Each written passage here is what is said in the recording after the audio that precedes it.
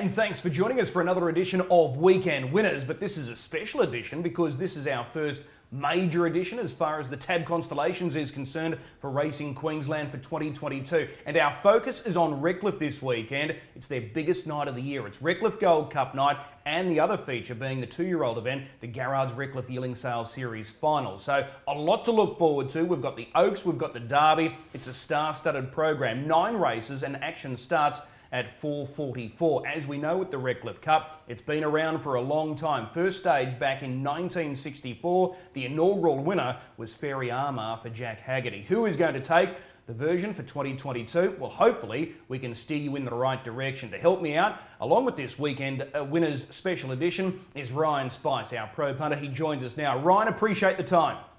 G'day Chris, thanks for having me on.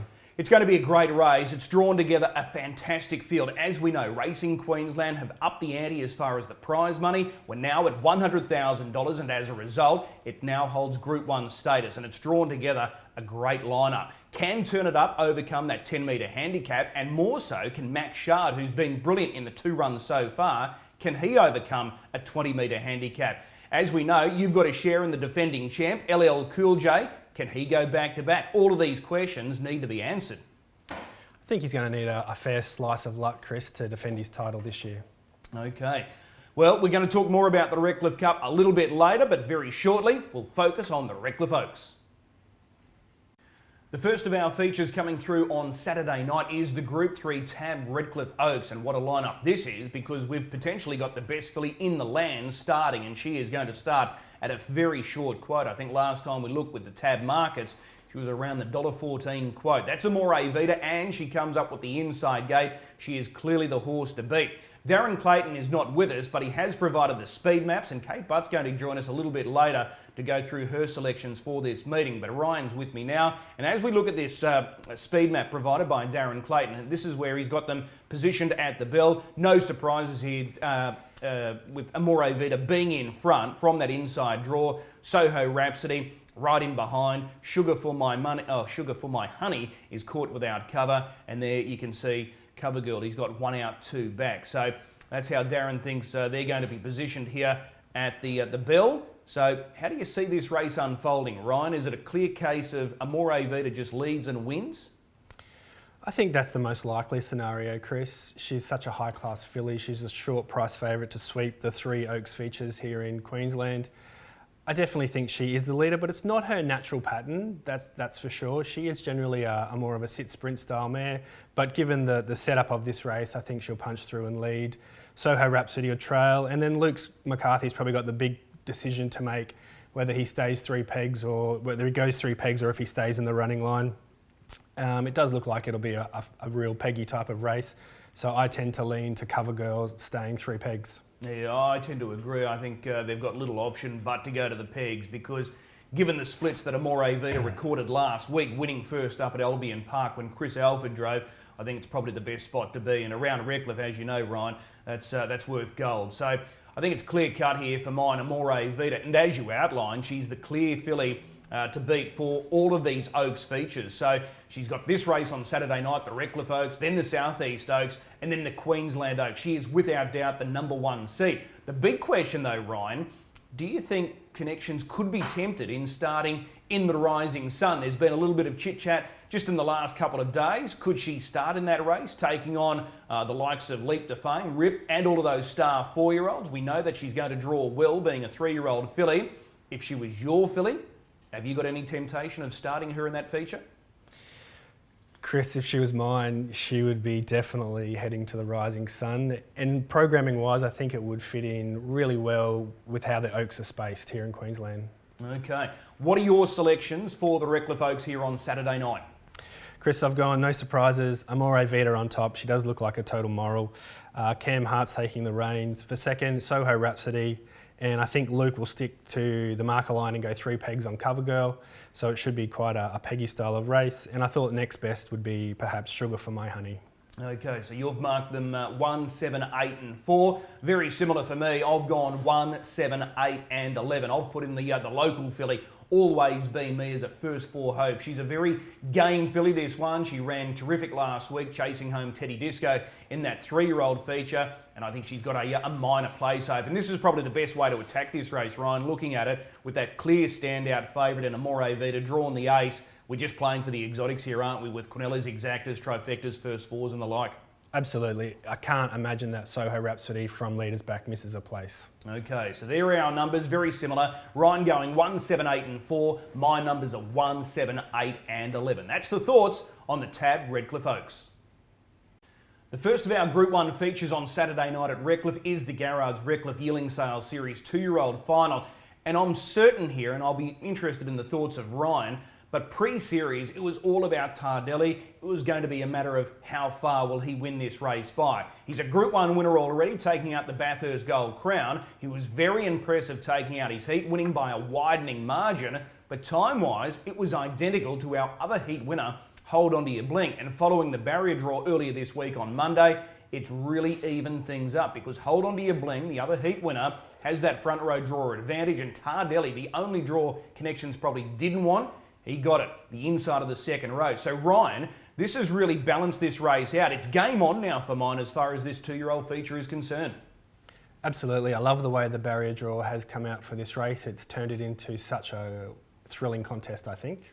Well, looking at the markets earlier in the week when they first released it, they went up as equal favourites, 225 each of 2. Just at last look, I think the money has come for Tardelli and he's set to run the favourite. And looking at this race, just in recent times, it was first stage back in 2009, Abby Tiara was able to score. And fillies to start with had a really good record. It's really swung in the favour of the Colts and Geldings in recent times. I think they've won the last 5. So 7 of the Colts and Geldings, 5 to the fillies in the 12 editions that we've had thus far. But from a punting perspective, if you're with the favourite, it's normally a good spot to be because they've won 6 of the last 8. So they're really starting to really take a stranglehold on this 2-year-old feature. And as I just mentioned, Tardelli is set to run favourite despite that awkward draw, the inside of the second row. Let's have a look now at the speed map provided by Darren Clayton. Let's see how he's got these horses positioned at the bell. So he's got Hold On To Your Bling finding the lead from that wide draw for Real Life up outside him. That was the horse that ran second behind Hold On To Your Bling last week. Foxy 5 in behind the leader. San Maria 1-1 and Tardelli, he's got 3 wide solo at the bell. So how do you read this race, Ryan? Because it's going to be very intriguing now because of that barrier draw. I think Darren's got the speed map absolutely spot on here. Hold On To Your Bling will be hustling hard early and running to the top. And the big decision will be made from Trent Dawson with his runner for Real Life. When does he go? How quickly does he get up outside into the breeze? From inside back row, I think Tardelli probably has to take luck out of the equation to a certain extent, ease, find the running line, and then make a 3-wide move at some stage. How early does Ricky Elchin do that? I'm not sure. If he leaves it too late, he may be posted 3-wide solo the last lap. Okay, just going back to last week's heats. So our 2 heat winners were Hold On To Your Bling and Tardelli. Visually, Tardelli clearly the most impressive, won by that huge margin. Time-wise, they were identical, but when you break it down with the sectionals, Hold On To Your Bling was a lot sharper than what Tardelli was. Not that Tardelli was really pushed out, but the numbers that Hold On To Your Bling was able to record last week over the final half were really impressive. Sub 28 on the way home.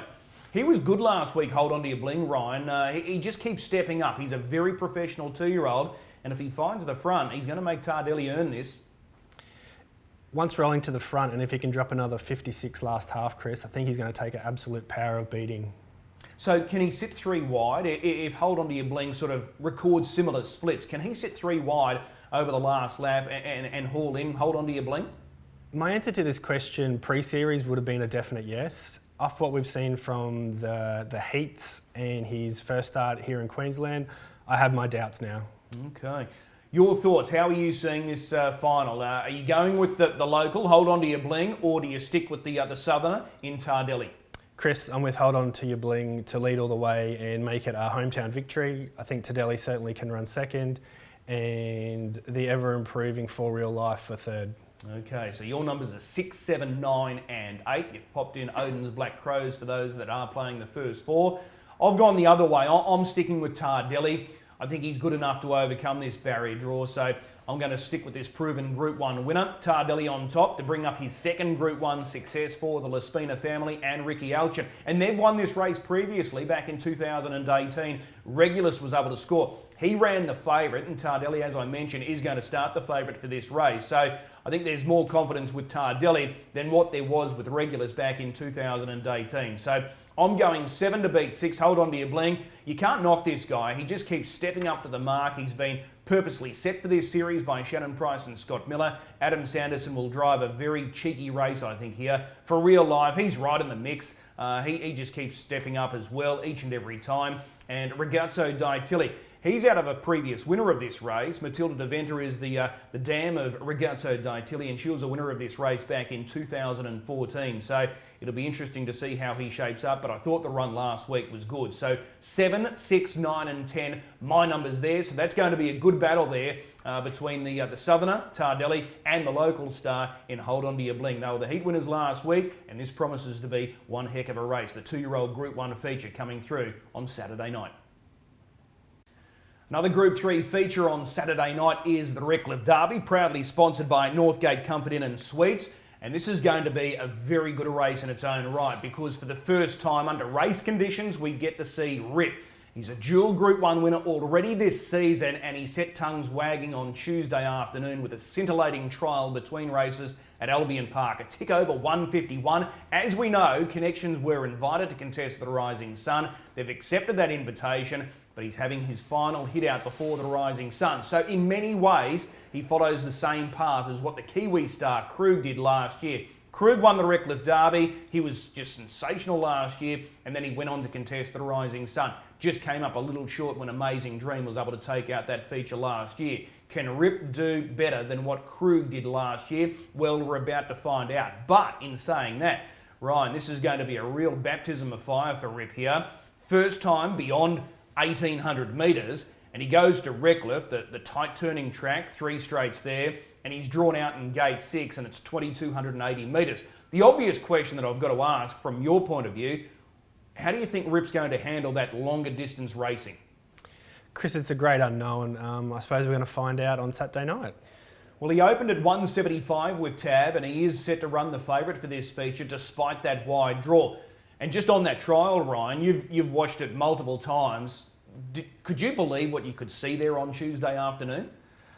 Chris, I don't think I've ever seen a 3-year-old trial better here in Queensland. It was scintillating work. He was able to push off the gate. He was able to take the trail on Uncle Shank. As we know, Uncle Shank, a local horse, is a very sharp horse over the mile. He kept rolling along, but it was just the ease in which he won that trial, which just left you shaking your head. He pulled out well before the corner Bernie Hewitt, and he did it very comfortably. Just roared up the home straight. Last half was a tick over 54, and he was very, very good. So that was a sparkling trial. What will he do here on Saturday night? Any concern about the track? And he's a big horse. He's not a small horse, Ripp, so this is going to be a real challenge, isn't it? Chris, I think given the distance, the barrier and Redcliffe first time, they're all negatives without a doubt, but just off what we've seen from the trial and the progression perhaps that he's made, I think he's definitely the one to beat. Okay. Now, before that trial, because I'll admit, I wasn't sure what to expect of Ripp, but after the trial, I thought, wow, he's the real deal. Were you sort of in that same sort of mould there, thinking he's a good horse, he's a proven, dual Group 1 winner already this season, but after the trial, did you think this guy is the real deal? Absolutely. I thought off the trial, there's the favourite for the Rising Sun. Okay, that's a big call. Big call. Well, the barrier advantage with the 3-year-olds and just the lovely, nice type that he is with natural early speed. If he comes out in the Derby and he shows that he can stay, I think he'll be the pre-post favourite. Okay, like I said, Krug last year, he set tongues wagging. He was stunning winning the Redcliffe Derby. Do you expect something similar from Ripp on Saturday night?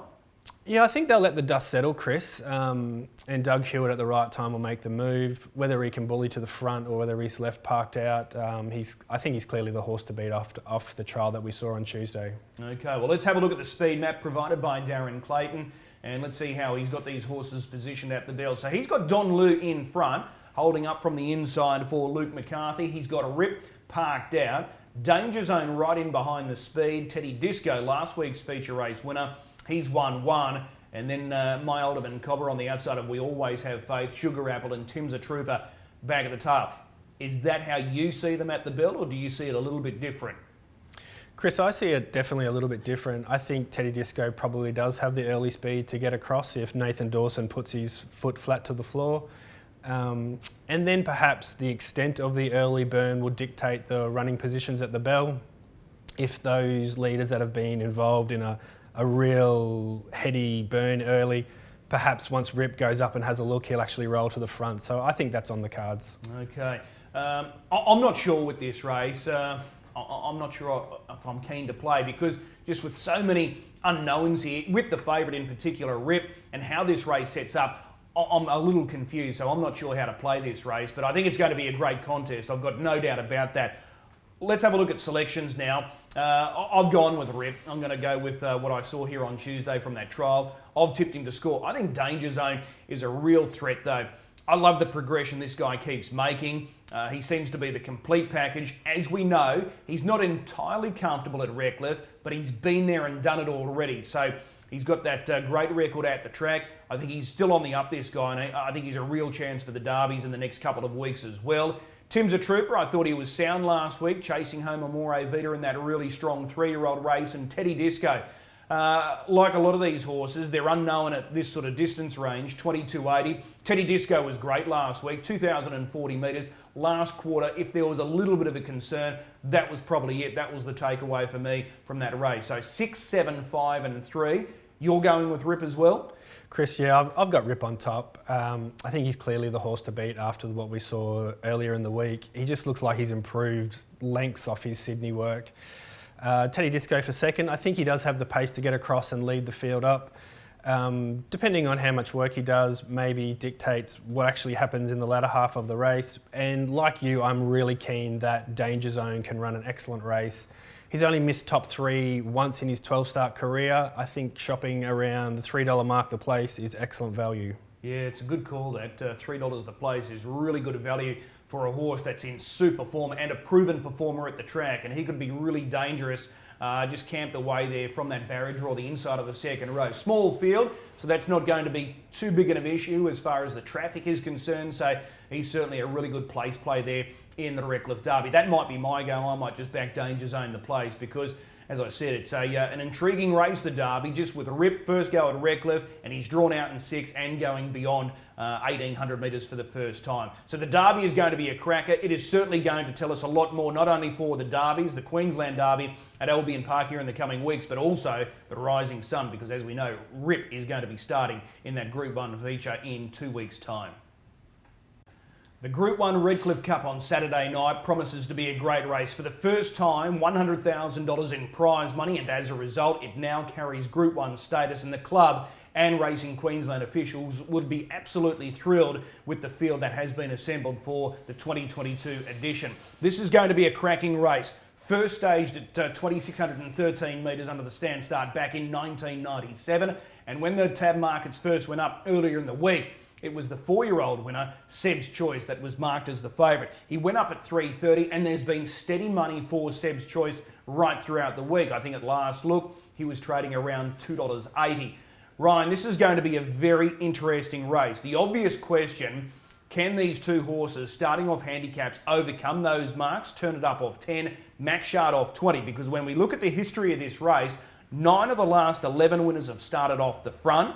2 exceptions being Jack in Flight and I Am Sam. They both started off 10-metre handicaps. Other horses that have overcome handicaps include Home of Jack, Hexus, Slyby and Torado Stone in recent times. There have been a few others. Madawi Prince, Pocket Battleship also starting off handicaps. And when you look at Mach, who starts off that 20-metre mark, Pocket Battleship back in 1998 was the last horse to win off a handicap of that size, and a horse that's won off a handicap greater than that was Madawi Prince, who started off 30 metres back in 1994. So history shows that these horses are facing a real big test on Saturday night.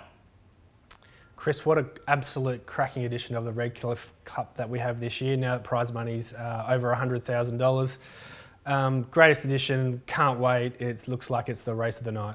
As I mentioned, Seb's Choice is the favourite with TAB. He's a 4-year-old. So if you're looking for a little bit more confidence with Seb's Choice, if you want to back this guy to win the Cup, here's a few other stats for you. He's a 4-year-old, like I mentioned. 4-year-olds have won 4 of the last 9 editions, so they do have a good strike rate. Only the Brave, Majestic Major, Alleluia and Soul Ambition 2 years ago have been 4-year-old winners. So Seb's Choice certainly has that history on his side.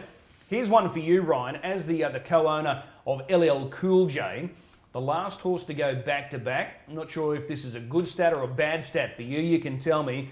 Hexus was the last horse to go back-to-back, but it was back in 2003, 2004. Can LL Cool J rewrite a little bit of history here and go back-to-back?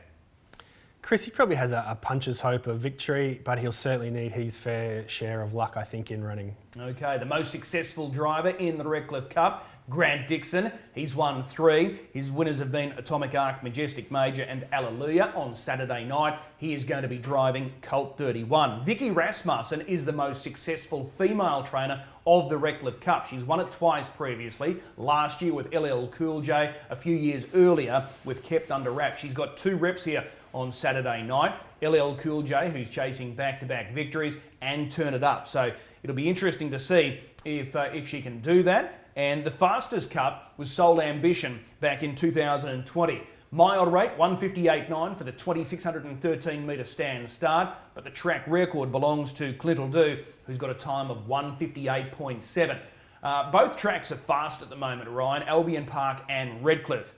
Do you think there's a chance they'll go quicker? Do you think there's a chance they could break the track record here? Chris, I reckon we're $1.10 to break the track record. Both tracks, as you say, are playing lightning quick. We saw Mach trial in a stand there not too long ago, and he jogged in pretty much equaling the track record as well. So I think it's $1.01, mate.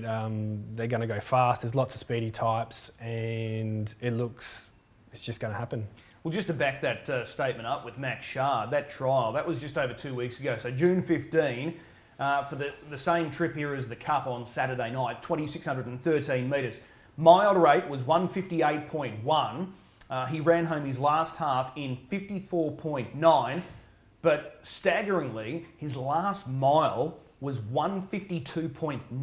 152.9, he ran his last mile in that stand-start trial. So this is going to be a very intriguing race, the Redcliffe Cup.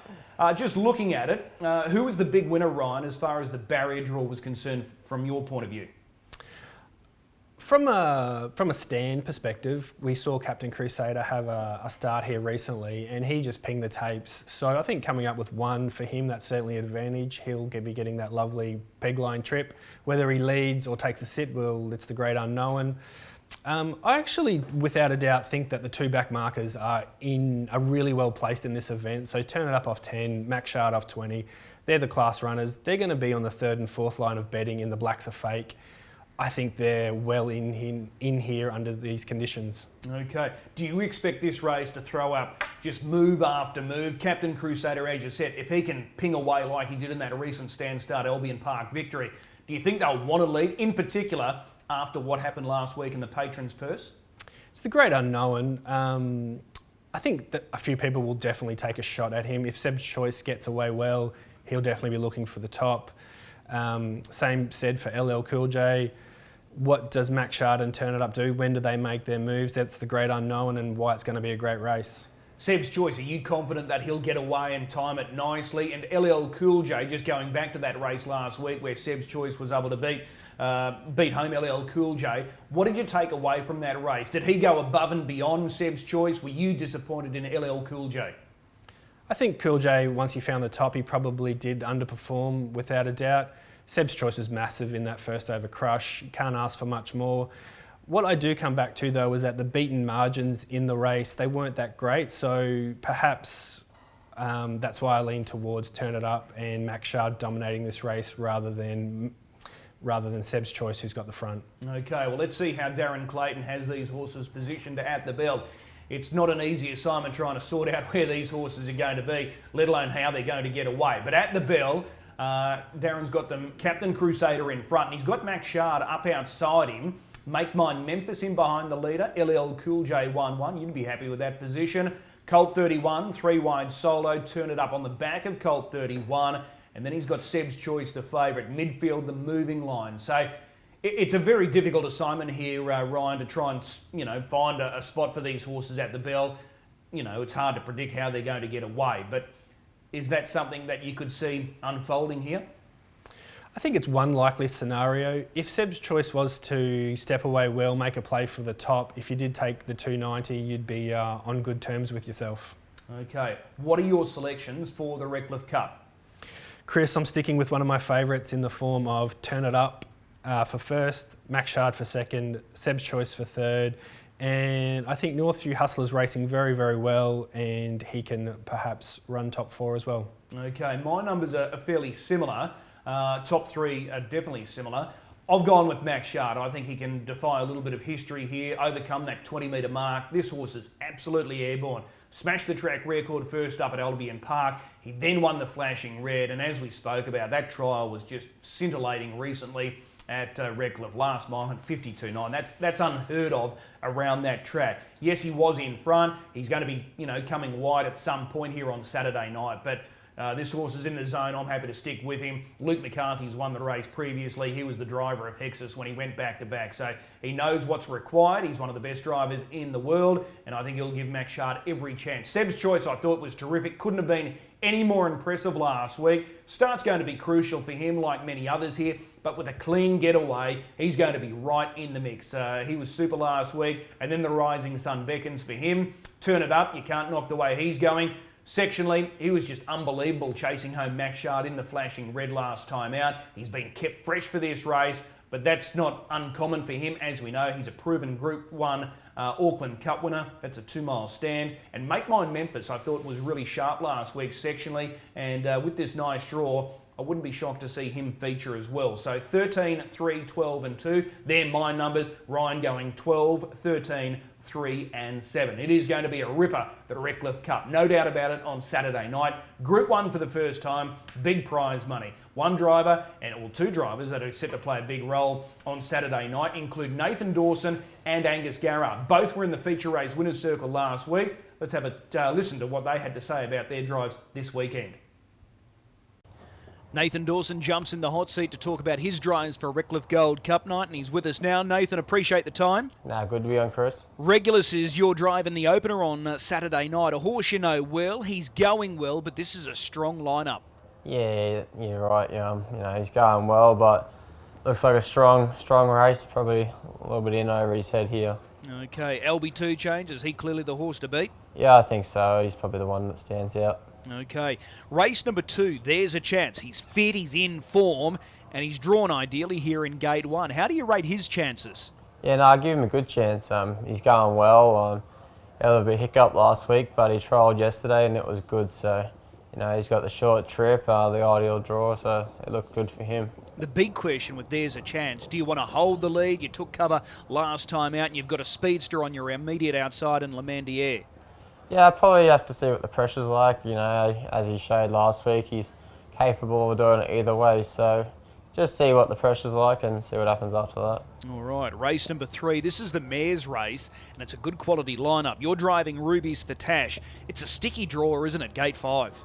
Yeah, it's not ideal for her. She probably likes to have something, in close where she can lob handy without having to do too much. But she's the type of mare, if the race is rung upside down, that she'll be getting over the top of them. She is going well. How do you play it early? Likely to drift back, or do you use her early? Nah, I think we just drift back, and just drive for a bit of luck. Probably what suits her most, especially in that field. Okay. Race number 4, the Cup Constellation, Kanina Prov Lima. He's getting fitter and fitter each and every time. Nice effort last time out when 3rd. Is he capable of taking this race? Yeah, I reckon he's pretty close to the mark now. I thought last week was a much better run than what he put in, so I'm actually pretty confident going into this. If we can get away good, I think he's in with a good shot. Are you confident that he will step safely? Yeah, he's been pretty good lately. He's a little bit worked up last week, but he still went away pacing, so I'm sure he'll get away good this week. Distance, no problem? No, I don't think so. He's got a nice turn of foot and follows any speed, so I don't think it'll worry him. Okay.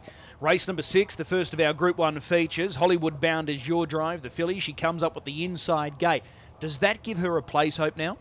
Yeah, you know, she's been going well without luck, but, you know, she's probably not one of the better ones in the race, but there's a few standouts and the rest of them are all about the same. So having the barrier draw definitely helps, and, you know, we'll have to make the most of it. All right. Since the barrier draw, it's made it very interesting. Who do you think holds the key now? Is it hold on to your bling with that front row draw advantage, or Tardelli still the horse to beat despite the second row draw? I think Tardelli's probably got the most ability, but hold on to your bling's got the better draw, so I reckon that's going to even it up, and, you know, probably the best horse on the night will win.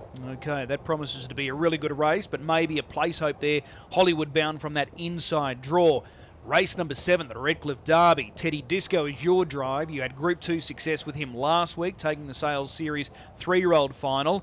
How do you think Teddy's going to measure up here in the Derby? Yeah, I'm sure he'll stand up to him good, you know. He proved himself last week, and if he goes similar again, he's not going to be too far away. What about the distance? We go from 2040 last week up to the 2280. Any concern? No, not really. I'm sure he's nice and fit, and, you know, he ran a good 2000 having to chair up last week, so I'll be surprised if I have to chair this week, and, you know, I think I should run it out good. Have you looked at Ripp's form? He hasn't gone beyond 1,730 metres, I think it was, for memory. Do you think there's any sort of concern with him over a bit of a trip? Oh, well, you know, he's proven that he's a good horse, and his trial was good the other day, so I think we've got to make the most of our draw and hold the advantage all the way. And, you know, if he's too good in the end, then he's too good. But, you know, we got to crack. Okay. Well, that's Teddy Disco in the Derby. Let's move across now to the last race, Crunch Time. This looks tailor-made for him, this race. Small field, front row draw, sprint trip. Yeah, it sure does. You know, everything looks ideal for him. He's going well, and he's back here on the smaller track, which doesn't worry him at all. So, you know, he's going to be hard to beat. What do we take out of last week's Patrons Purse run? You know, it was a slow run race, and I got pulling pretty hard. So, you know, last week he had to go a bit early, and probably when they're running as well. So, I'm sure he'll be back to his best this week. Is he the pick of your drives on Saturday night? Yeah, I do, and I also like Teddy. As I said, like, he's in good form, and I got a lot of time for him. So, Rip's going to have to be pretty good to beat him. Okay, so that's race 7, number 3, Teddy Disco. Race 9, number 5, Crunch Time. Nathan, as always, appreciate the time. Good luck on Saturday night. Thanks, Chris.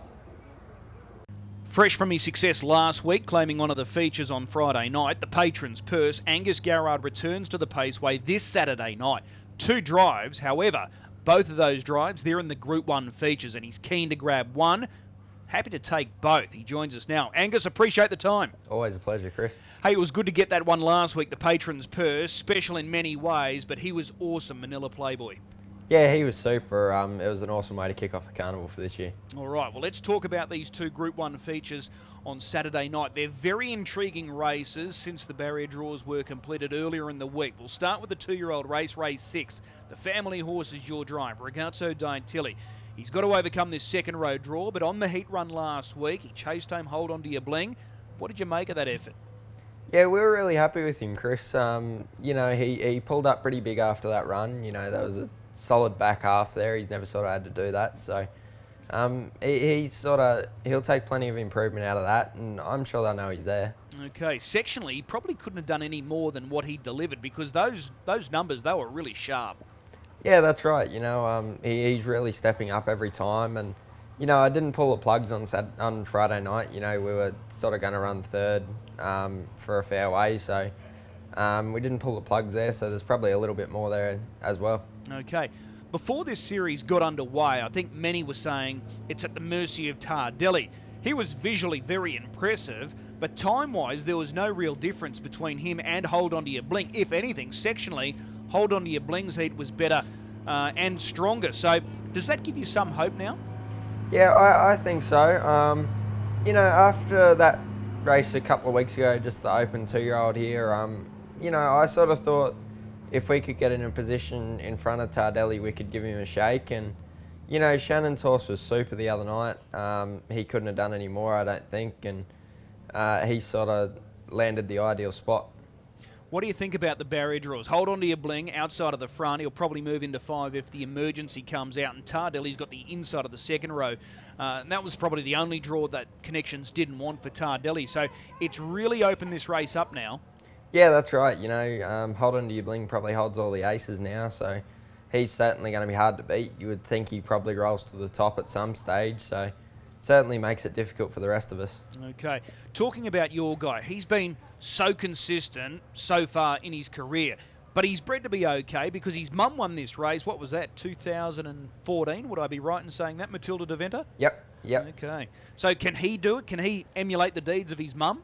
Yeah, I certainly think he can. He's got the ability and he's improving all the time, but in saying that, you know, I don't think we'll see the best of him as a 2-year-old. You know, Darren and Kylie are sort of the opinion as well that he's definitely going to be better with a bit of maturity and sort of fill out a little bit, and he'll be a really strong 3- and 4-year-old. Okay. And just with this race, as I said, with Hold On To Your Bling drawing the front row, do you think he'll get an easy lead or do you think there might be some early pressure? You know, I think he'll roll to the top at some stage, but you don't know what will happen in these big races. You know, everyone wants to win and there's a lot of money on offer, so, you know, there could be a fair bit of pressure through the middle stages there. You know, some people are going to want to get forward and be handy, so we'll just drive as we see it and hopefully we can be around the money, if not winning. Okay, so the more pressure early or mid-race would be better for you? I think so, yeah. Yep. Okay, well, that's Ragazzo Daintilli. That's the 2-year-old Group 1 feature. The Group 1 Cup. Tommy Lincoln is your drive. Looking back at the replays of last week's Patrons Purse, obviously you were sitting behind Manila Playboy. Mark Dux had the drive. He was okay last week, Tommy Lincoln. He was making some ground. Yeah, I went back and watched the replay and I thought he was really good, you know. He only really got a crack at him late and I think he was definitely doing his best work on the line. So I think he's certainly in with a little show to earn some money in this race. Okay. Well, like the 2-year-old race, it's really opened up following the barrier draw. That front line looks pretty loaded. Is it a good thing or a bad thing for Tommy Lincoln to be starting off the second line of the front row? I don't think it really hurts, Chris. You know, as long as we get away safe, we're not too bothered, you know. I wouldn't say we'll be out there to drive him like he's the best horse or anything like that, but we'll sort of take it as it comes and hopefully we can get some splits somewhere. Sure. 2 obvious questions. Do you think he'll step safely? Yeah, I think so, yeah. Okay. Do you think he'll get the 2,613 metres? Yeah, I can't see why that'll be an issue, Chris, especially on a helmet. You know, he'll be pretty good. And we have made a few gear changes the last couple of starts. He's had the Murphy blind on now, so he's a little bit more tractable sort of steering-wise. And we've made a couple of changes with his bit as well and some other headgear. So hopefully he is a lot more tractable and, you know, he's always pretty good on a helmet. Okay. Is he wearing one of those hoods now? Yeah, he has had the hide sort on for a few runs now and he seems pretty good in that. Okay, so it is working. Mark Dux has won a Redcliffe Cup previously, so it's a good stable to be driving for, as you know. Yeah, that's right. And, you know, you go back to his New Zealand form, I think he had 3 open stand start races over there and 2 of them he beat Copy That, so he's definitely not hopeless. Okay. As we know, the Cup now Group 1 status, $100,000. It's drawn together an outstanding field. Do you think this race will just keep throwing up move after move? Yeah, it could, and it also could go the other way, I think, Chris. You know, if something like Captain Crusader happened to step to the front and just landed there and a couple of others off the front sort of got away slow, it could be a little sort of play right into Captain Crusader's hands there if he was to get away. But, I mean, you never know what's going to happen in the stands. And, you know, Mach was super in trialling here last week. And, you know, Seb's choice was massive. So there's certainly a lot of chances. Okay. As it shows us, looking at the history pages, I don't think we've had too many horses come off handicaps and win the Redcliffe Cup. Not in recent times anyway. But we've got Turn It Up and Mach. Their class. How do you think they're going to fare with their handicaps? You know, if any horses could handle it, it's probably those 2, especially on their recent form. You know, Mach's been super in his races, and that trial here the other night was just freaky, really. You know, to run home in 26.9, like, do it that easy, was pretty impressive. So I mean, if anything was going to overcome it, it's probably one of those two. And it probably just depends on the tempo of the race, really. Okay. Well, it's going to be a very exciting race. Both of those Group 1 features are, no doubt about it. You're driving Ragazzo Di in the 2-year-old feature, and Tommy Lincoln is your drive in the Cup. Really appreciate the time. Let's hope the good fortunes continue this weekend. No worries. Thanks, Chris. Time now to find a best bet or two for this big program. 9 races, as I said. Action starts at 4:44. TAB are coming to the party as well for this meeting. They do sponsor the Oaks on Saturday night. They'll have the TAB fixed odds markets going up nice and early, but there are a couple of jackpots and other little initiatives for punters to consider for this meeting on Saturday night. First and foremost, first four jackpot on the Redcliffe Cup, $50,000, and that projected pool is $200,000. So that is going to be something well worth considering. And also, they've got the bonus bet offer as well. So tote win bets only. So races 1 to 4, nice and early. If your runner runs second or third, you get a bonus bet back up to $50. So just factor that in when you're doing the form nice and early. As I said, it is an early start at 4:44. So rolling straight off the back of the big thoroughbred coverage throughout the afternoon. Ryan, this is your time to shine. Your best bet for this meeting on Saturday night is? Chris, I've come up with the Belinda McCarthy trained, Luke McCarthy driven 1Equine in the mare's feature. She was, her first start here in Queensland, she was set to run straight past Deus Ex in the free-for-all 2 weeks ago. She made a little mistake on the home turn when she laid in. I think she'll lead and dominate around Redcliffe on Saturday night. Okay, so race 3, number 2. How do you attack the quaddie, races 5 to 8? Chris was standing out Amore Vita in the first leg. In the 2-year-old feature, we are putting in Hold On To Your Bling, Tardelli and For Real Life. In the Derby, I'm standing out Ripp, the Southern Invader, and then into the Redcliffe Cup, I'm going Skinny, Sebs Choice, just in case he lobs in front, and then the 2 quality runners in Turn It Up and Mach. Okay, so $9 for 100% of that divvy for the quaddie. My best bet comes up in the Cup Constellation. I think another statement is going really well. The key for him, if he steps, if he leads, I don't think they get around him in this race. So I'm keen on him. Race 4, number 1. He finished towards the rear of the field last week in the Patron's Purse, but off a poor draw as well. Sectionally, I thought he was sound. So the start's crucial, but if he leads, I think he'll go all of the way. So race 4, number 1, another statement, is the best bet. If you wanted to look for another horse to throw into a multi, LB2 Chains off the back of his effort last week in the Patron's Purse, you can include him. The 1Equine like Ryan, I think she's a good bet as well, and another statement. As far as the quaddie, I'm going one out with Amore Vita in the Oaks. As far as the 2-year-old feature is concerned, just the 2 favourites there. Hold On To Your Bling, Tardelli. As far as the Derby's concerned, like I said, I thought this was potentially tricky. I'm going to go 5, 6 and 7 there. So I'm putting in Tim's a Trooper, Ripp and Dangerzone. And as far as the Cup is concerned, I'm going to go a little bit wider than Ryan. Same numbers, but just throwing in a few others as well. Make Mine Memphis and Ryan's horse, LL Cool J. I wasn't disappointed with him last week. So 2, 3, 4, 12 and 13. Grand total of $30 for 100% of the dividends. So that's the way we're going to play this big meeting coming through at Redcliffe tomorrow night. This is the special edition of Weekend Winners, our first big night coming up for the TAB Constellations for 2022. This person was with us last year. She's back again, the very popular Kate Butt. She's on board with us again. Kate, appreciate the time. What a time of the year it is. This is our time to shine here in Queensland, and I'm sure you're looking forward to the next couple of weeks. Yes, Chris, certainly am. It's going to be very fun. There's lots of horses on track, which is fantastic. We've got great horses in the state and from interstate, and so we're very excited. So I'm going to open up. It's the 2022 TAB Constellations first Group 1 feature night tomorrow night at Redcliffe, and my best bet is in the first race, number 4, LB2 Chains. Okay. I want to get punters off on a good note. So he was awesome last week in the Patron's Purse. However, Michelle Phillips had no luck early, but I look for her to be positive off the arm and be right there in the finish. Okay, so we're going to fill the pockets nice and early there with Kate's best bet. That comes up in race 1, number 4, LB2 Chains, the Victorians to strike early there on Saturday night. Kate, just from an Albion Park perspective, so all the focus this week, no doubt, is on Redcliffe, and rightly so. 2 Group 1 features coming through on Saturday night. After Saturday night, all the attention will be on Albion Park. We've got 4 huge nights. We know the on-track racing is going to be absolutely A1.